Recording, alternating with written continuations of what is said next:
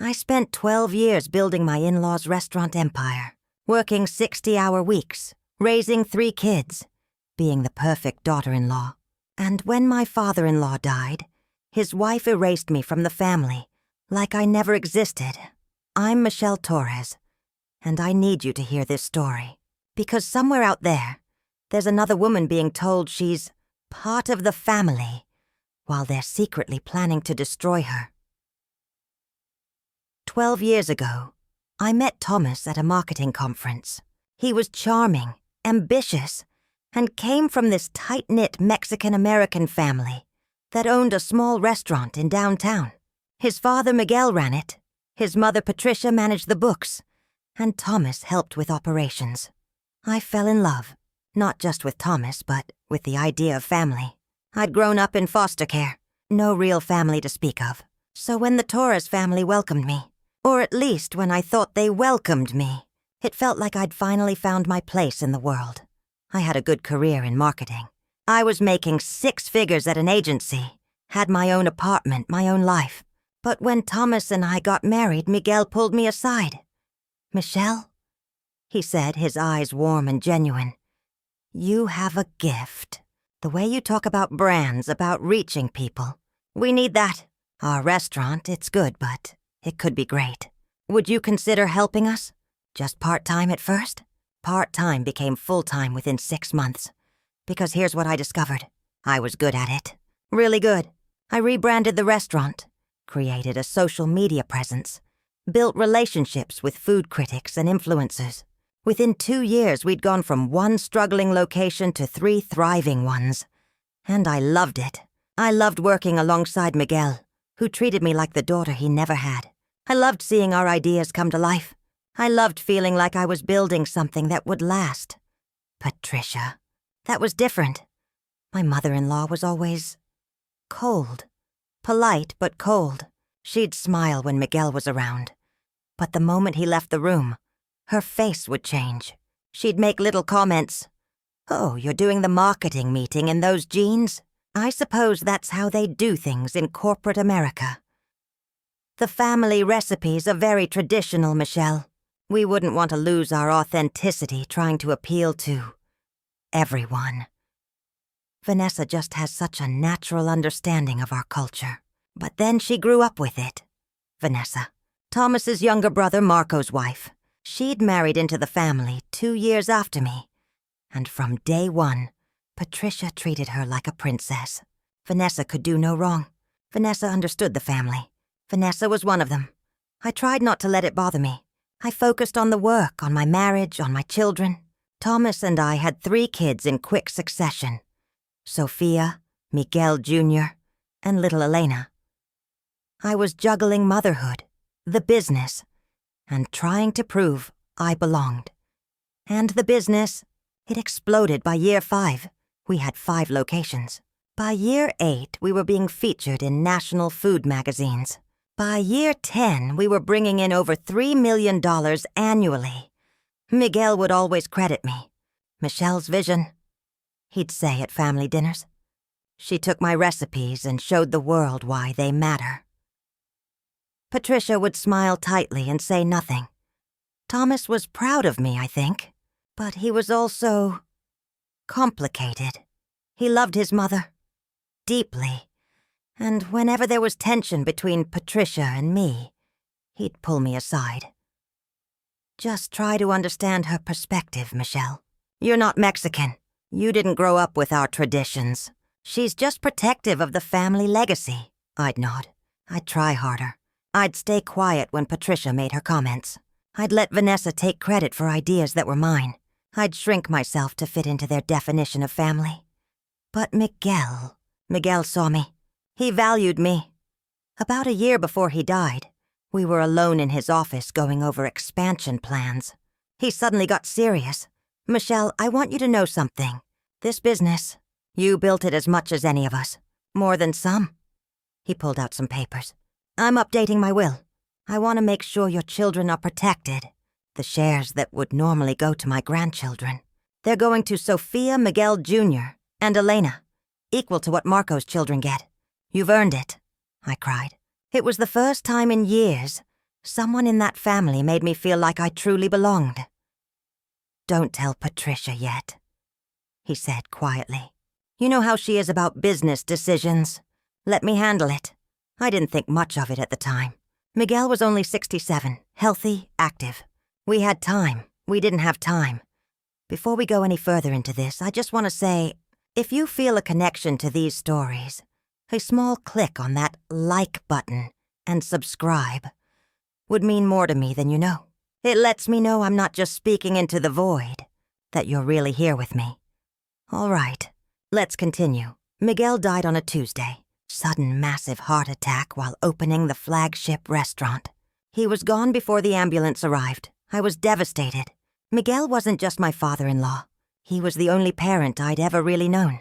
The only person in that family who made me feel valued for who I was, not what I could pretend to be. The funeral was huge. Miguel was beloved in the community. Hundreds of people came to pay respects. I stood with Thomas, holding his hand as he cried. My children were sobbing. The whole family was shattered. But something felt off.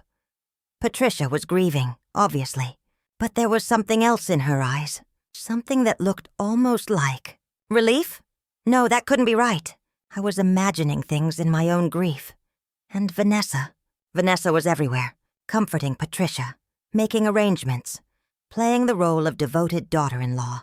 She kept her arm around Patricia constantly, whispering things I couldn't hear. Every time I tried to approach Patricia to offer comfort, Vanessa would intercept. "She needs family right now, Michelle. Maybe give her some space." Family. As if I wasn't family. As if 12 years and 3 grandchildren didn't count. At the reception after the funeral, I was standing alone near the food table when I overheard Vanessa talking to Patricia in the corner. "I know this is hard, Mama Patricia, but we need to think about the business. About protecting what Miguel built. For the real family. The real family." I felt something cold settle in my stomach, but I pushed it away. I was being paranoid, oversensitive. They were grieving. We were all grieving. The next week, Thomas barely spoke to me. He was lost in his grief, spending hours at his mother's house. I understood. He'd lost his father. He needed his mom. But then the business meeting started happening without me. "Oh, we didn't want to bother you," Patricia said when I asked why I wasn't invited to discuss the future of the restaurants. "You have the children to worry about. And you're grieving too. Let us handle the business for a while." "But I am the business," I said. "The marketing, the brand management, the expansion strategy. That's all me." Patricia's smile was ice. "Miguel's gone now, Michelle. Maybe it's time we got back to our roots. Family roots." That night I tried to talk to Thomas about it.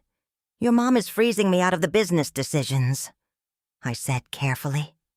He was on his phone, distracted. "She's grieving, Michelle. Can you not make this about you right now?" "I'm not making it about me. I'm trying to protect what your father and I built." "What my father built," Thomas corrected, his voice sharp.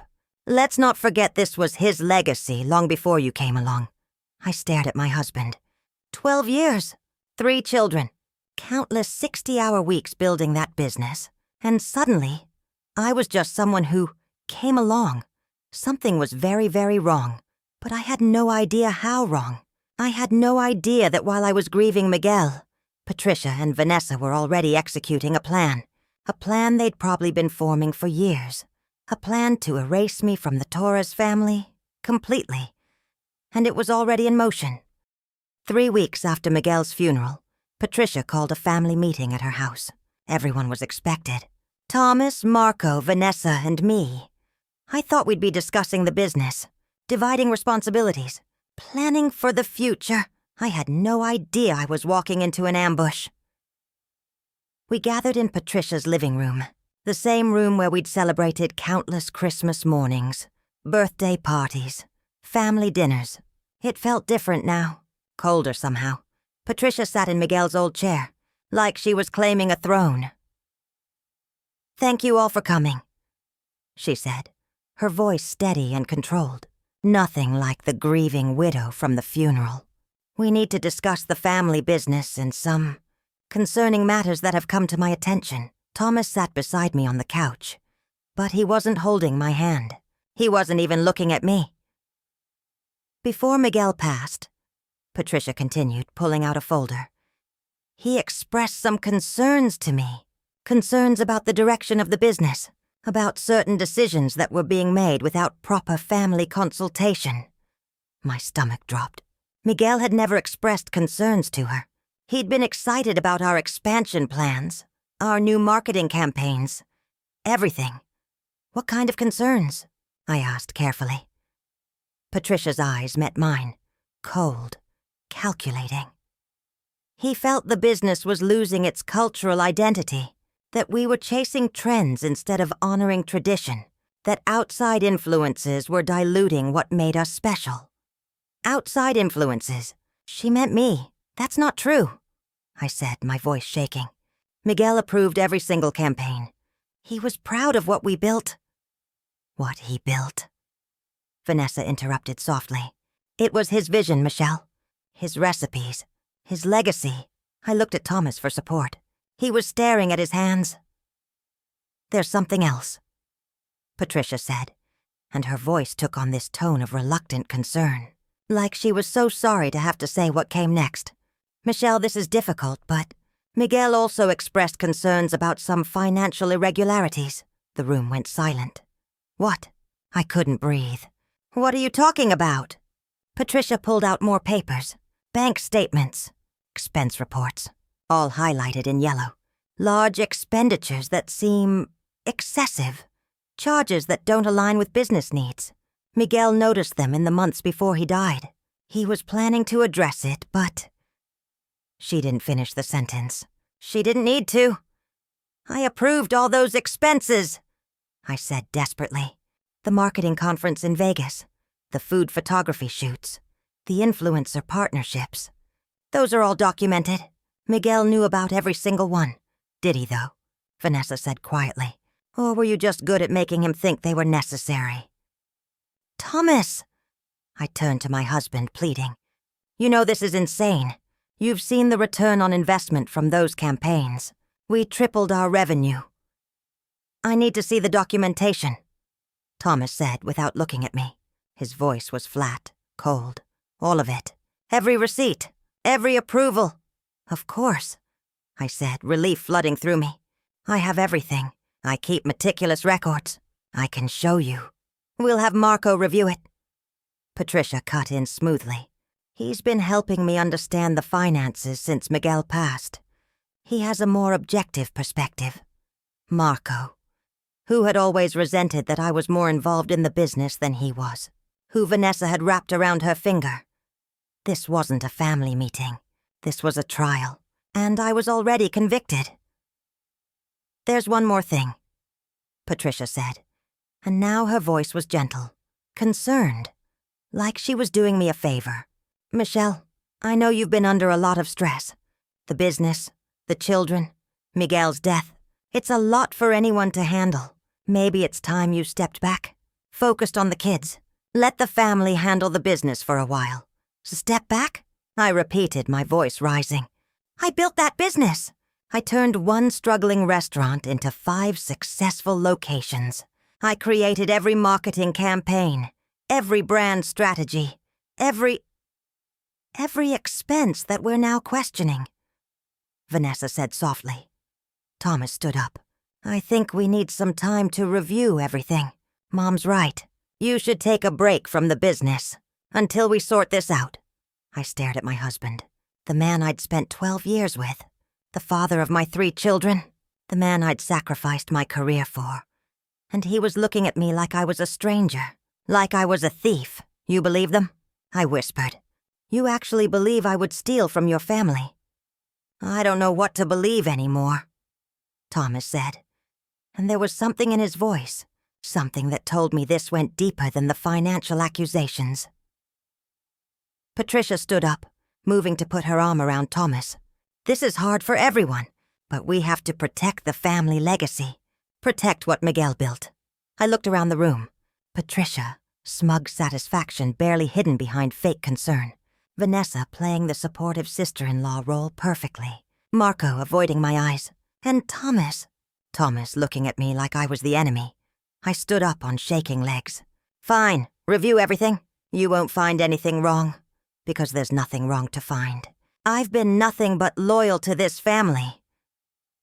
Loyalty is more than just showing up, Michelle, Patricia said coldly. It's about belonging, understanding, being one of us.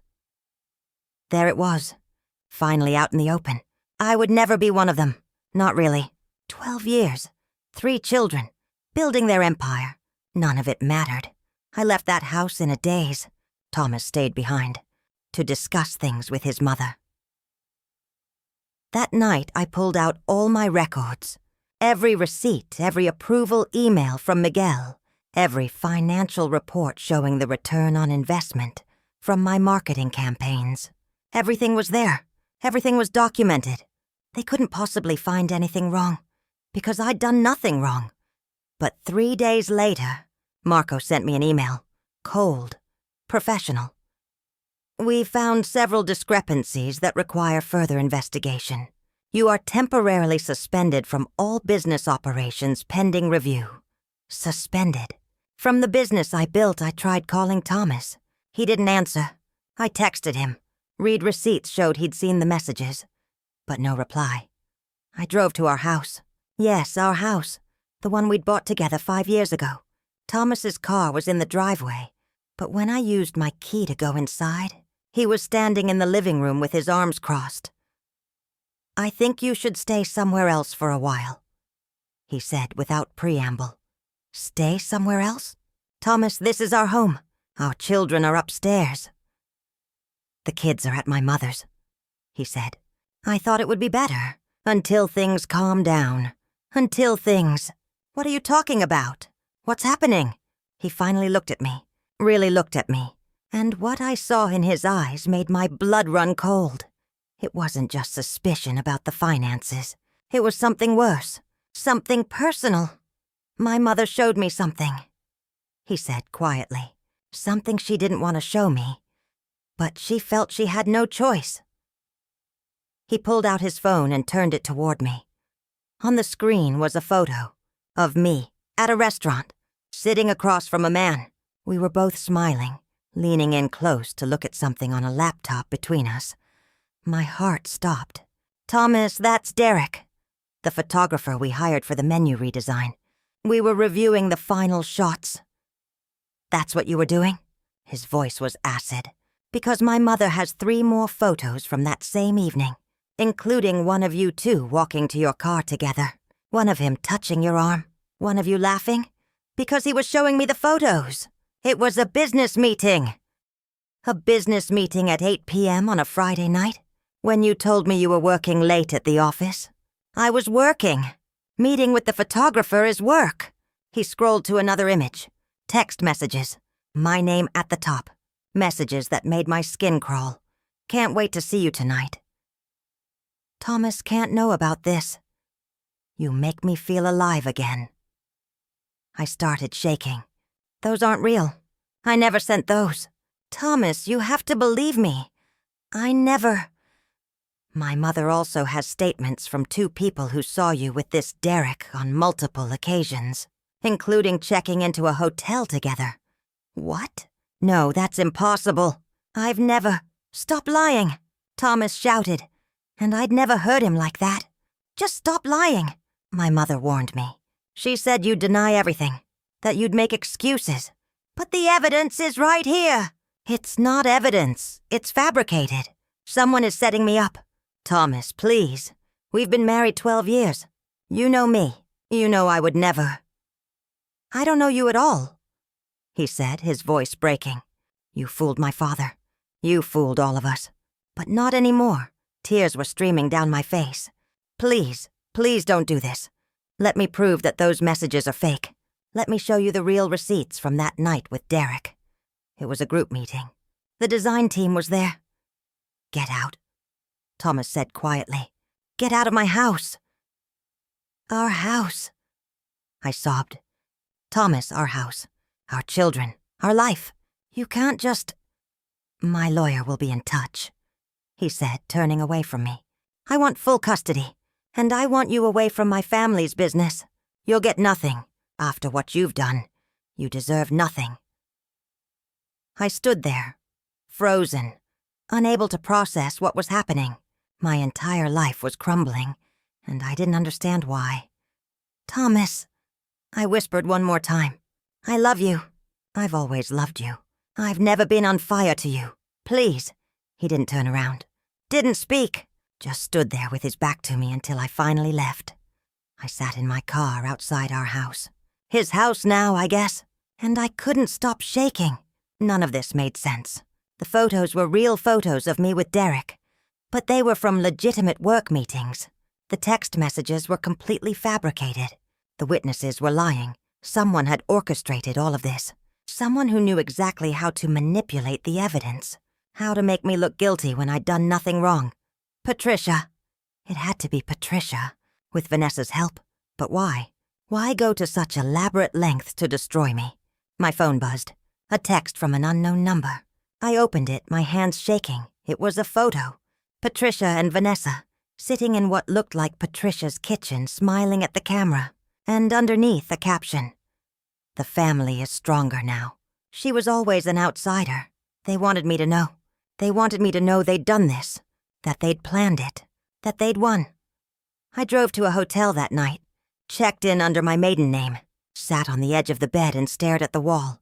Everything I'd built. Everything I'd sacrificed. 12 years of my life. My career, my identity. My family gone. And the worst part, Thomas believed them. My husband, the man who'd promised to love me forever, believed his mother's lies without even questioning them. But I didn't know yet. I didn't know the betrayal went even deeper. I didn't know about the business shares, about the children, about how much they'd already stolen while I was too busy defending myself against fake affair charges.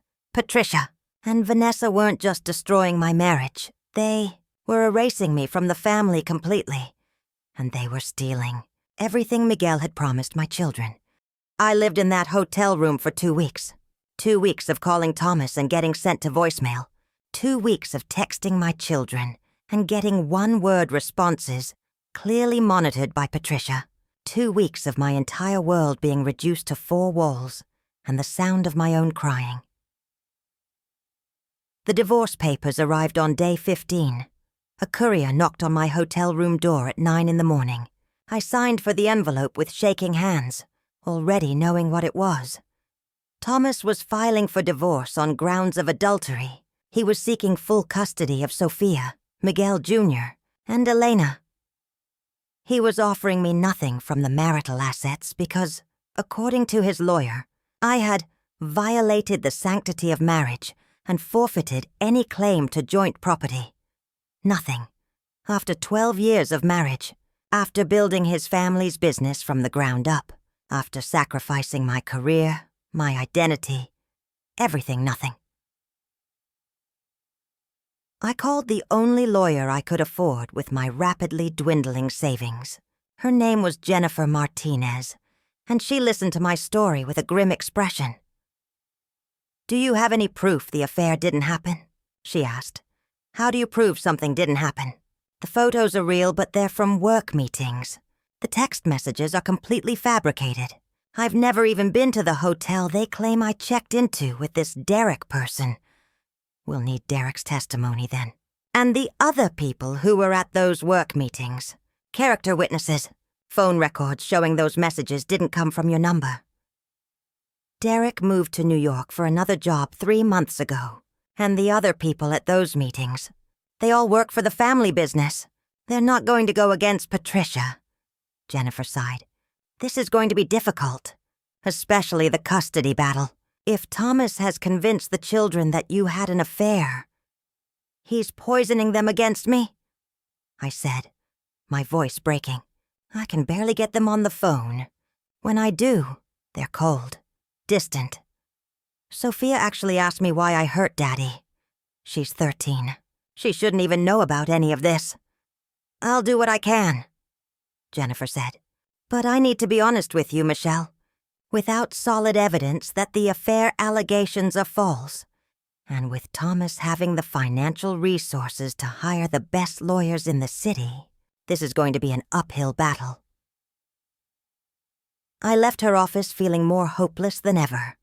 But then something strange happened. 2 days later, I got a phone call from a number I didn't recognize. I almost didn't answer, but something made me pick up. "Mrs. Torres?" A man's voice, older, hesitant. "This is Michelle. My name is Carlos Mendoza. I was Miguel's accountant. I've handled the family business finances for 23 years. My heart started pounding. "What can I do for you, Mr. Mendoza?" "It's more what I can do for you," he said quietly. "Can we meet? Somewhere private? There are things you need to know about the business, about what's been happening since Miguel died." We met at a small cafe across town. Carlos was in his 60s, gray-haired with kind eyes that reminded me painfully of Miguel. He slid a folder across the table to me. "I shouldn't be doing this," he said. "Patricia is my employer now, but Miguel was my friend, and what they're doing, it's not right." I opened the folder. Inside were financial documents, business records, transfer papers. "What am I looking at?" I asked. 3 weeks before Miguel died," Carlos said carefully. "He updated his will. He called me to witness it. He was very specific about certain provisions." My breath caught. "The shares. He told me he was leaving shares to my children." Carlos nodded. 20% of the business, to be divided equally among Sophia, Miguel Jr., and Elena. The same amount Marco's children were getting. He was very clear about it. "He said you'd earned it, that you'd built as much of the empire as anyone." Tears filled my eyes. "He told me he was going to do that, but then he died before—" "No." Carlos interrupted gently. "He did it. The will was finalized, signed, witnessed, legal." I stared at him. "Then why am I being offered nothing in the divorce? Why hasn't anyone mentioned?" "Because Patricia transferred those shares 3 days after Miguel's funeral." The room started spinning. "She did what?" Carlos pulled out more documents. "She transferred the 20% that was designated for your children into an account for Marco's children. She forged Miguel's signature on transfer documents dated before his death. She claimed he'd changed his mind at the last minute." "That's fraud," I whispered. "That's illegal." "Yes, it is. But she's very careful. She has Marco helping her, and he's been signing off on everything as co-executor of the estate. And she has Vanessa," I said bitterly. Carlos nodded. "Vanessa's husband works in video production. He's very skilled with digital manipulation. The signatures look perfect. The documents appear legitimate. If I hadn't been there when Miguel signed the real will, I might not have noticed." "Why are you telling me this?" I asked. "You could lose your job. They could come after you." "Because Miguel was a good man," Carlos said, his voice thick with emotion. "And he valued you. He saw what you did for the family, and what Patricia is doing, stealing from his grandchildren, destroying your life with lies. Miguel would be ashamed." I looked down at the documents, my hands shaking. "There's more, isn't there? You said financial irregularities. Patricia accused me of the very thing she's been doing for years," Carlos said grimly. He pulled out another stack of papers. "I've suspected for a long time, but I could never prove it. Patricia has been embezzling from the business. Small amounts at first, years ago. But lately, larger sums. She's been covering it by inflating expenses you approved." My blood ran cold. "That's why she accused me. She was framing me for her own crimes." "Exactly. She'd submit expense reports that you approved for legitimate purposes, then alter them after your signature to show much higher amounts. The difference went into her personal accounts. She's taken almost $500,000 over the past 5 years. Miguel never noticed. Miguel trusted his wife," Carlos said sadly. He reviewed the summary reports, but Patricia handled the detailed bookkeeping. "And the business was doing so well, growing so fast because of your work, that the missing money was easy to hide." I felt sick. So while I was working 60-hour weeks building the business, she was stealing from it and planning to blame me. I believe she's been planning this for a long time. Carlos said, I think Miguel's decision to leave shares to your children was the trigger. She knew that once you had ownership stake, you'd eventually want to see the detailed books. You'd discover what she'd been doing. So she had to destroy me first, I said slowly. The affair allegations turning Thomas against me, getting me suspended from the business. It was all to discredit me before I could discover the embezzlement. Carlos nodded. And now she can claim any accusations you make are just the desperate lies of a bitter ex-wife who got caught cheating. I sat there trying to process everything. The scope of the betrayal was staggering. It wasn't just Patricia. It was Marco, helping with the estate fraud. It was Vanessa, manufacturing evidence of an affair that never happened. It was Thomas, so desperate to believe his mother that he'd destroyed his own marriage without even investigating. Why Vanessa? I asked quietly. What does she get out of this? Her children now have 40% of the business instead of 20%, Carlos said. With your children cut out, Marco's family controls almost half. And Patricia has promised them that when she retires, they'll have full control. So, it was always about money, about power. It always is, Carlos said sadly. I looked at the documents spread across the table. Evidence of fraud, evidence of embezzlement, evidence that would destroy Patricia and Vanessa. What do I do with this? I asked. That's up to you, Carlos said. But I can tell you that if you do nothing, Patricia will get away with it. She'll have stolen from Miguel's legacy, from your children, and from you, and she'll have destroyed your reputation in the process. He stood up, preparing to leave. I've made copies of everything. The originals are still in the business files where she thinks they're safely hidden. If you decide to use this, be careful. Patricia is smart and she's ruthless. She won't go down easily. After he left, I sat in that cafe for hours, staring at the evidence of my mother-in-law's crimes. Part of me wanted to take it straight to the police, to my lawyer, to expose everything immediately.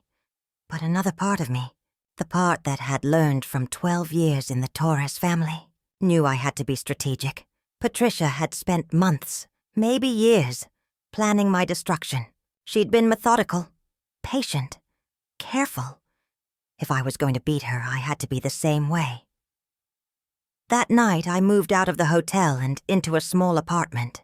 I used what was left of my savings to pay Jennifer Martinez, a larger retainer, and asked her to file a formal motion to contest the divorce terms and demand a forensic audit of the family business. This is going to get ugly. Jennifer warned me. It's already ugly, I said. Now it's going to get honest. The next day, I got a call from my daughter, Sophia. She was crying. Mom, Grandma Patricia said you're trying to destroy the family, that you're making up lies about her. She said you're going to take everything from us. Sophia, baby, listen to me, I said, my heart breaking. I'm not trying to destroy anything. I'm trying to protect you. Your grandfather left you something, and it was stolen. I'm trying to get it back. Grandma said you'd say that. She said you'd try to turn us against her because you're angry about the divorce. Sophia, do you really believe I had an affair? Do you really think I would do that to your father? To you kids. Silence. Then, in a small voice, I don't know what to believe anymore. Believe that I love you, I said, tears streaming down my face. Believe that everything I have done for 12 years has been for this family, and believe that the truth will come out. She hung up without saying goodbye. I sat on the floor of my empty apartment and I cried. For my children who'd been turned against me. For my husband who'd believed the worst without question. For Miguel, who died never knowing his wife would destroy everything he'd built. But underneath the grief, something else was growing. Anger. Pure. Focused. Righteous anger. Patricia had played me for years. Smiled to my face while resenting me behind my back. Let me work myself to exhaustion building the business while she stole from it. And when Miguel tried to reward my loyalty, She'd decided to destroy me rather than share the empire I'd helped create. She thought she'd won. She thought she'd erased me completely. But she'd made one critical mistake. She'd underestimated me. I'd spent 12 years being the perfect daughter-in-law, bending, accommodating, shrinking myself to fit their expectations. That, Michelle was gone. The woman sitting on that apartment floor, surrounded by evidence of fraud and betrayal, was someone new, someone who'd been pushed too far, someone who was ready to fight back. Patricia wanted a war. She was going to get one. And this time, I wasn't going to fight fair. Jennifer Martinez sat across from me in her office, the evidence spread out on her desk like a battle plan, which I suppose it was. "This is incredible," she said, flipping through Carlos's documents for the third time. The forged signatures, the embezzlement trail, the fabricated affair evidence. "Michelle, this is enough to bury them." "So we take it to the police?" I asked. "Not yet." Jennifer leaned back in her chair, thinking, "If we go to the police now, Patricia will lawyer up immediately.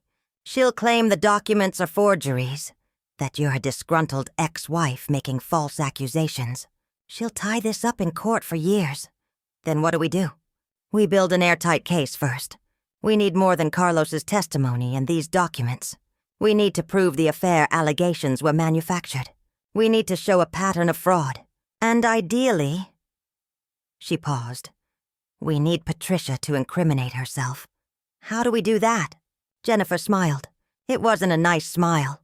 "We make her think she's won. We make her comfortable. And comfortable people make mistakes. So that's what we did. I publicly played the role of devastated, defeated ex-wife. I stopped fighting the divorce terms. I stopped demanding access to my children. I became exactly what Patricia expected me to be. Broken. But behind the scenes, Jennifer was working. First, we tracked down Derek, the photographer. It took 3 days and a private investigator, but we found him in Brooklyn working for a major fashion magazine. "Mrs. Torres," he said when I called him. "I heard about your divorce. I'm so sorry. Derek, I need your help. The photos from our business meetings. Someone used them to claim we were having an affair." There was a long pause. Jesus. "Michelle, we had maybe 3 meetings total, always with at least 2 other people present. And you talked about your husband and kids constantly. Anyone who thinks those were romantic dinners is insane. Would you testify to that?" "Absolutely. And I can provide my calendar, my expense reports, everything showing those were legitimate business meetings. This is crazy. One piece in place. Next, we subpoenaed my phone records.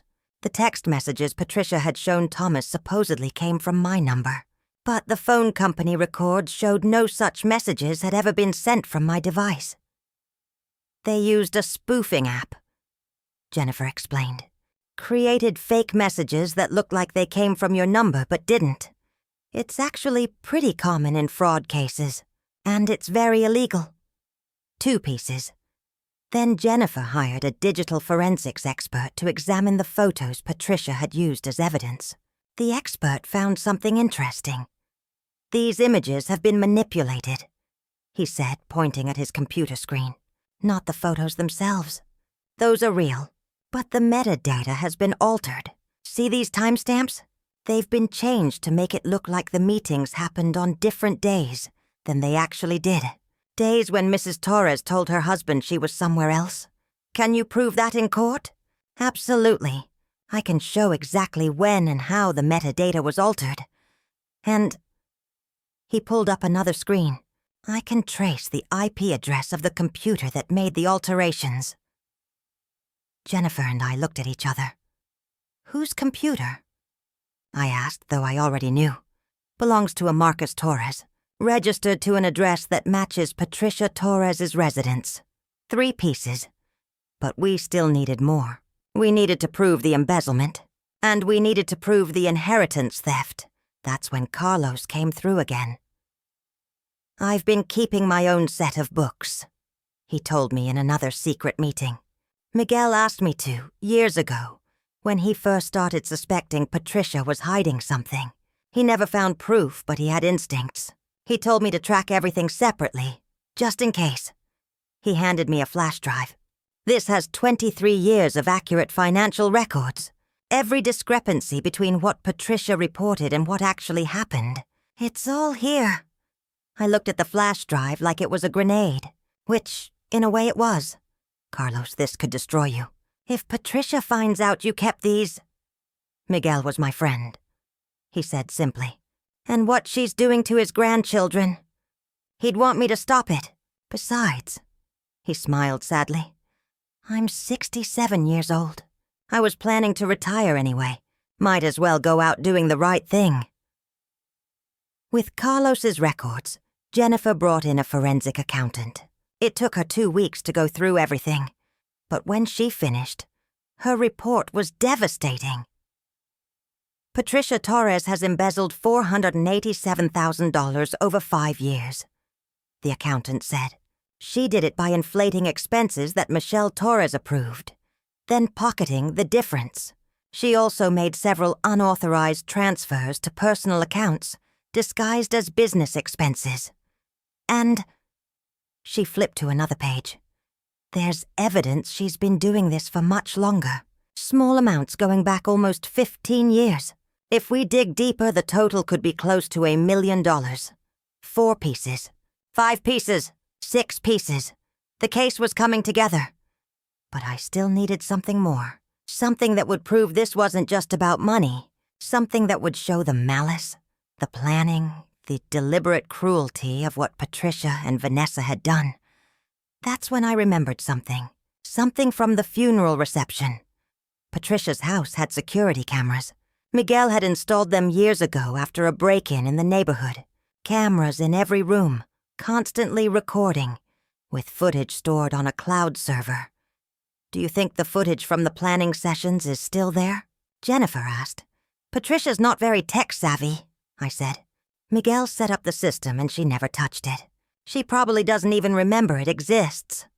We subpoenaed the security footage as part of the divorce proceedings. Patricia's lawyers tried to fight it, but Jennifer argued it was relevant to the custody battle. When the footage arrived, we started going through it. Hours and hours of recordings. And then we found it. 2 weeks after Miguel's funeral. Patricia's kitchen. Patricia and Vanessa sitting at the table with Marcus. The audio was crystal clear. Patricia's voice. We need to move faster. The longer Michelle stays involved in the business, the more chance she has to look at the real books. Vanessa. The affair story is solid. Marcus got the metadata changed on those photos, and I've already briefed my friends on what to say if anyone asks. They'll swear they saw Michelle and that photographer getting cozy. Marcus. What about the text messages? Vanessa laughing. Already done. I used a spoofing app. Cost me $40. They look completely real, Patricia. And the inheritance transfers. Marcus. Done. I forged Dad's signature on the documents. Backdated them to 2 weeks before he died. As far as anyone knows, he changed his mind about giving those shares to Michelle's kids. There was a pause. Then Patricia's voice, cold and satisfied. Miguel was a fool, thinking that woman deserved any part of what we built. She was never really family. Just convenient labor. Vanessa. What about Thomas? What if he starts questioning things? Patricia. Thomas will believe whatever I tell him. He always has. He's a mama's boy. Always will be. They all laughed. I watched that video 3 times. And each time it felt like being stabbed in the chest all over again. This wasn't just fraud. This wasn't just theft. This was a conspiracy. Planned. Deliberate. Cruel. They'd sat at that table and plotted the destruction of my life like they were planning a dinner. Party. Jennifer's hands were shaking when the video ended. Michelle, this is everything. This is a full confession. Conspiracy to commit fraud, forgery, defamation, emotional distress. They're admitting to all of it. There's more footage, I said quietly, from other days. We kept watching. Another video, dated 3 weeks after Miguel's funeral. Patricia on the phone. We could only hear her side of the conversation. Yes, I understand the prenup makes things complicated. But if we can prove adultery, it voids the fidelity clause, correct? Good. Then she gets nothing from the marital assets either. Yes, I've already documented the business expenses she mismanaged. No, she won't be able to defend herself.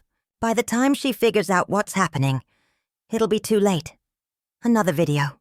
Vanessa and Patricia, looking at documents. Vanessa. So once Michelle is completely out, our kids control 40% of the business. Patricia. And when I retire, you and Marco run everything, the way it should have been from the start. Vanessa. What about Thomas? Won't he inherit your shares? Patricia dismissively. Thomas is weak. He'll do whatever I tell him. And once he remarries someone more appropriate. She smiled. Well, accidents happen. Marriages fail. But family business stays in the family. Real family. My blood ran cold. She was already planning Thomas's future. Controlling it. Just like she'd controlled everything else. How many more videos are there? Jennifer asked. Hours, I said. Hours of them planning, discussing, congratulating themselves on destroying me. Jennifer sat back in her chair. Michelle, you don't just have a case. You have a nuclear bomb. This will destroy them. All of them. Criminal charges, civil suits, custody reversal, everything. Good, I said, and I meant it. But there was still one piece missing. One thing I needed before we could detonate that bomb. I needed my children to know the truth before they heard it in court. I needed them to understand what had been done to their mother, and why. I called Sophia. She actually answered this time. Mom, Sophia, I need you to listen to me. I know your grandmother has told you terrible things about me. I know you don't know what to believe, but I need you to come see me. You, your brother, and your sister. Just for 1 hour, please. Grandma said we're not supposed to. I know what she said, but I'm still your mother, and I'm asking you to give me 1 hour to explain what's really been happening. If after that hour you never want to see me again, I'll respect that. But please, 1 hour. There was a long pause. Then, okay, but only if Dad says it's okay. Ask him. Tell him I'm not going to say anything bad about him. I just want to show you some documents, some proof of what really happened. Surprisingly, Thomas agreed. Maybe his lawyer told him it would look good in court. Maybe some small part of him still doubted his mother's story. I didn't know, and I didn't care. My children came to my apartment the next Saturday. Sophia, 13, trying to look tough, but I could see the confusion in her eyes. Miguel Jr., 11, scared and quiet. Elena, 9, who burst into tears the moment she saw me and ran into my arms. I held my baby girl, and I cried too. I've missed you so much, I whispered. All of you. We sat on my couch and I showed them everything. Not the security footage. They didn't need to hear their grandmother's cold words. But I showed them the evidence of the affair fabrication. The phone records proving I never sent those messages. Derek's testimony about the business meetings. The forensic analysis of the manipulated photos. Grandma lied? Sophia asked, her voice small and shocked. Grandma lied, I confirmed gently. About the affair. About me stealing from the business. About everything. Then I showed them the will. The real one. The one their grandfather had signed, leaving them shares of the business. Abuelo Miguel wanted you to have this, I said. He was so proud of you. He wanted you to be part of the family legacy. But your grandmother transferred those shares to your cousins instead. Miguel Jr. looked at the documents, his young face struggling to understand. But why would Grandma do that? Because she never thought I belonged in the family, I said honestly. And she didn't want you to have something that came through me. That's not fair, Elena said, her voice fierce despite her tears. You work so hard, Mommy. You were always working at the restaurants, always. I know, baby, I know. Sophia was quiet, looking at all the evidence spread out on the coffee table. Finally, she looked up at me. Does Dad know? About the lies? Not yet, I said, but he will soon. We're going to court, and all of this will come out. Your father, he believed his mother because he loves her. He didn't want to think she could lie to him. But when he sees the proof, he's going to feel so stupid, Sophia said, and there was anger in her voice. Not at me, at the situation, at what had been done to all of us. Don't be angry at your father, I said, even though I had every right to be. He was manipulated too. We all were.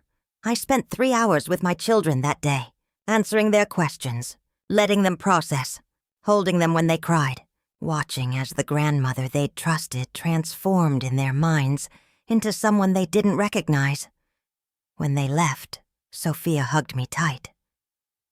I'm sorry, Mom, she whispered. I should have known you'd never do those things. I should have trusted you.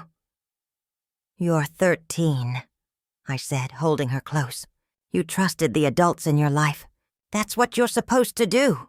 This isn't your fault. But as I watched them walk away, I knew everything was about to change. The bomb was armed. All the pieces were in place. Patricia thought she'd destroyed me, thought she'd won completely. She had no idea what was coming, and neither did Vanessa, or Marco, or even Thomas. They were all about to learn a very important lesson. You don't destroy someone's life, steal their children's inheritance, and expect to walk away clean. Justice was coming, and it was going to be absolutely devastating. I didn't go to Patricia first. That's what she expected.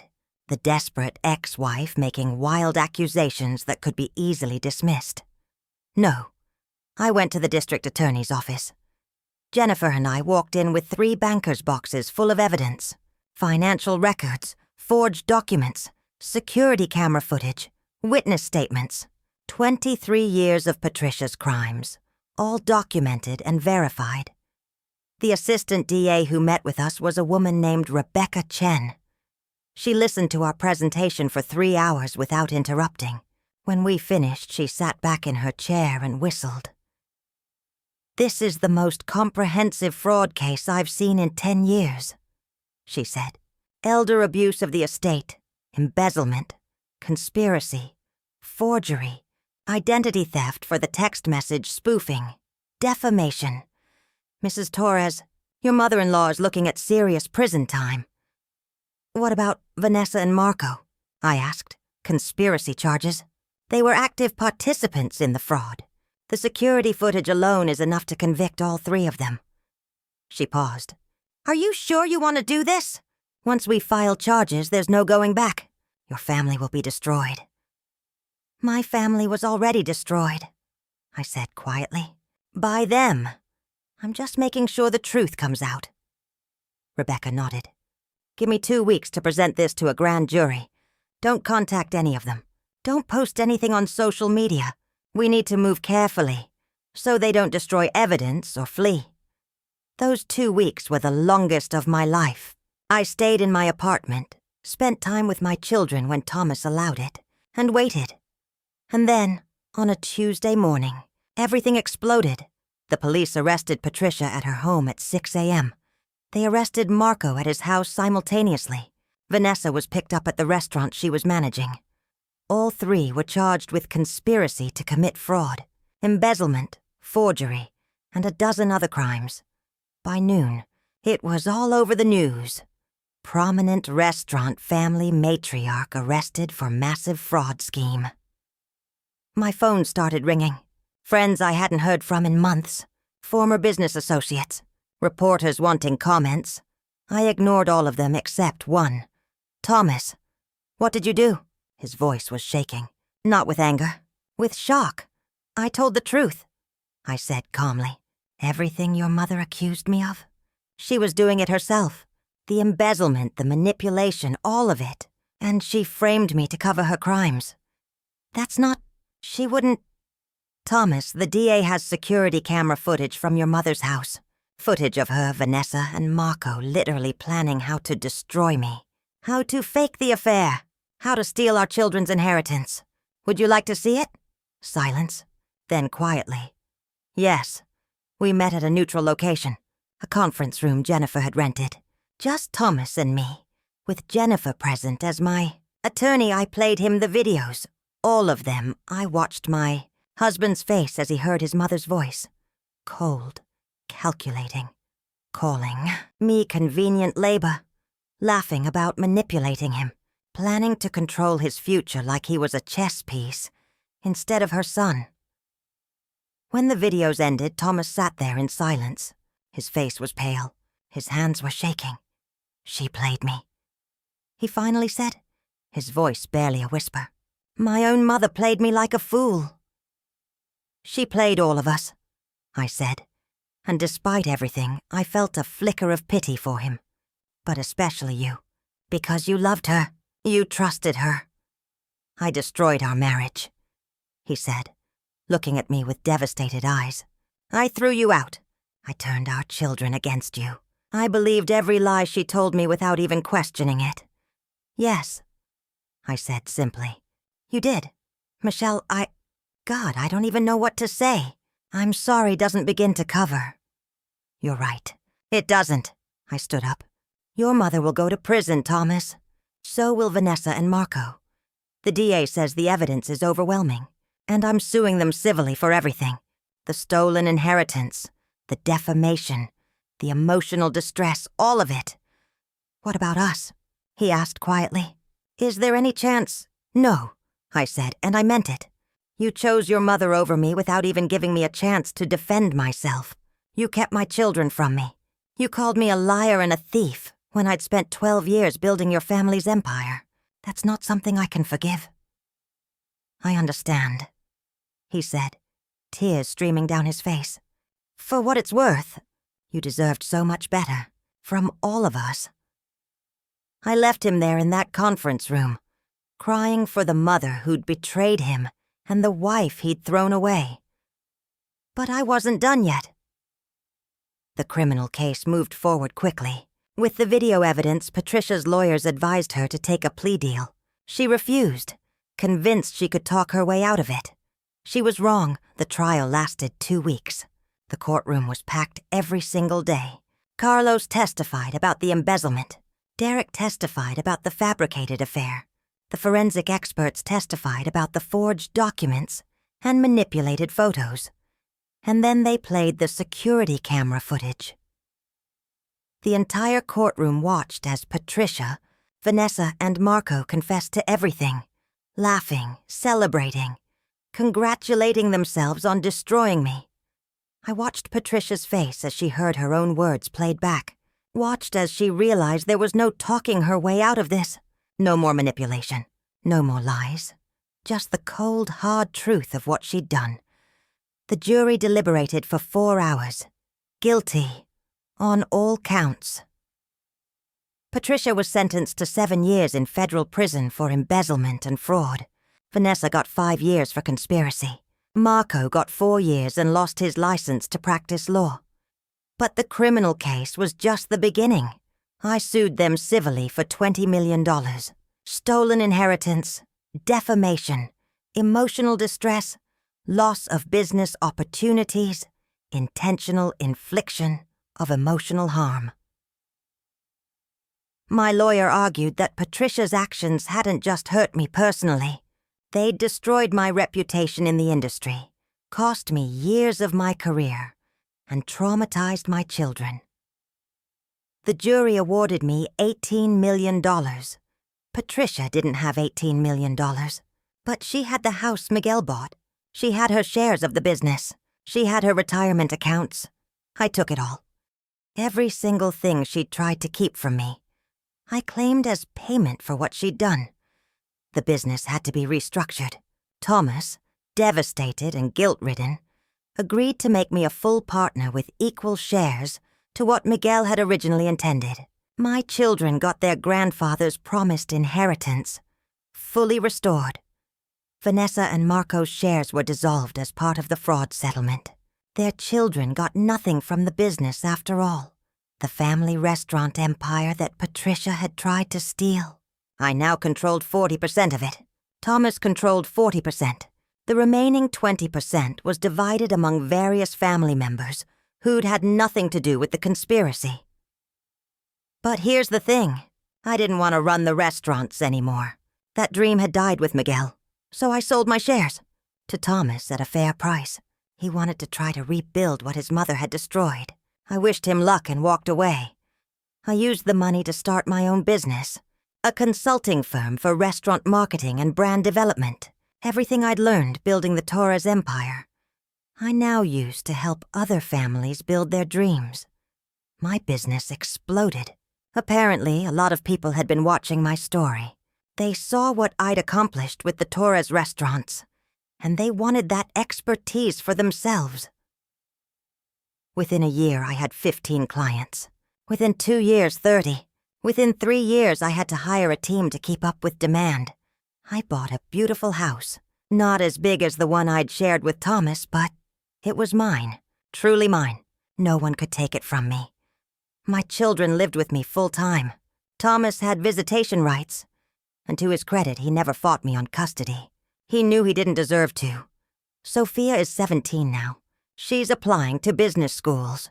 She says she wants to learn how to build something the right way, with honesty and hard work, not manipulation and theft.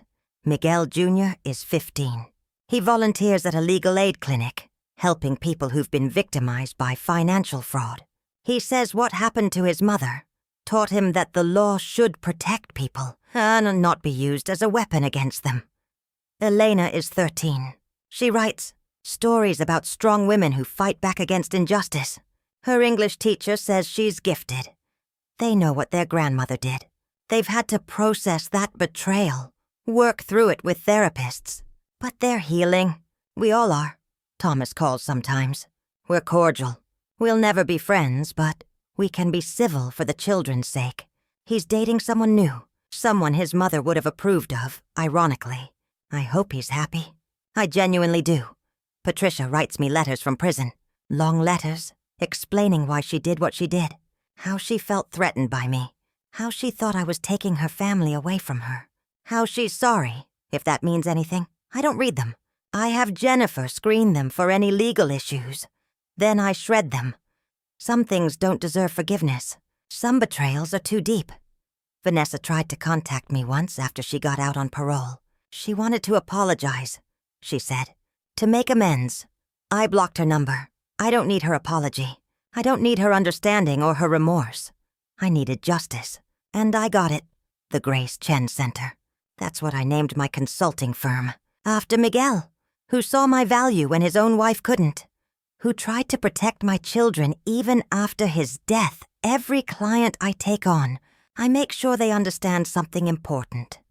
Family businesses only survive when everyone is valued, when contributions are recognized, when loyalty runs both ways, and I make sure they understand what happens when someone tries to steal what others have built, when they frame the innocent to cover their own crimes, when they put greed above honor. They lose everything. I speak at business conferences now. Tell my story. Warn other entrepreneurs about the signs of financial manipulation, of family members who smile while plotting betrayal. After one conference, a woman came up to me. She was crying. "I'm living your story right now," she said. "My mother-in-law. She's been doing exactly what Patricia did to you, making me feel like an outsider, questioning my contributions. I thought I was going crazy." "You're not crazy," I told her. "You're being manipulated, and you need to document everything. Keep records. Protect yourself." "But she's family," the woman said. "Family doesn't destroy you," I said firmly. "Family doesn't steal from you and frame you and turn your husband against you. That's not family. That's an enemy wearing a family member's face." She called me 6 months later. She'd filed for divorce, exposed her mother-in-law's embezzlement, and gotten full custody of her children. She'd taken my advice, documented everything, and fought back. "You saved my life," she said. "No," I told her. "You saved your own life. You just needed someone to tell you it was okay to fight. That's what I do now. I build businesses. I protect people. I make sure that what happened to me doesn't happen to someone else. And at night, when I'm alone in my beautiful house that no one can take from me, I think about Miguel." You were right, I whispered to his memory. I did build something. Not just your restaurants, but myself. Something they couldn't steal. Something that's mine. Patricia is eligible for parole in 2 more years. People ask me if I'm worried about what will happen when she gets out. I'm not. Because I'm not that desperate, broken woman she destroyed 4 years ago. I'm not convenient labor or an outsider or someone who can be erased. I'm Michelle Torres, founder and CEO of one of the most successful restaurant consulting firms in the country. I'm a mother raising 3 incredible children. I'm a survivor who turned betrayal into power. And if Patricia comes for me again, well, she'll learn the same lesson Vanessa and Marco learned. You only get to underestimate me once. After that, I make sure you never forget exactly what I'm capable of. The Torres family lost their matriarch to prison. They lost their unity. They lost their reputation in the community. They lost millions of dollars. All because Patricia couldn't accept that the outsider she'd tried to erase was actually the one holding the whole empire together. Miguel knew it. He tried to protect me even after his death with that will. But I didn't need his protection in the end. I protected myself. And I won. Not because I was ruthless. Not because I was cruel. But because I told the truth. I documented everything. And I refused to let them bury me. That's my story. That's my revenge. That's my justice. And to any woman out there right now who's being told she doesn't belong, who's being made to feel like an outsider in a family she's sacrificed for, who's being manipulated and gaslit and erased, fight back. Document everything. Trust your instincts. Get a good lawyer. And remember, you are not crazy.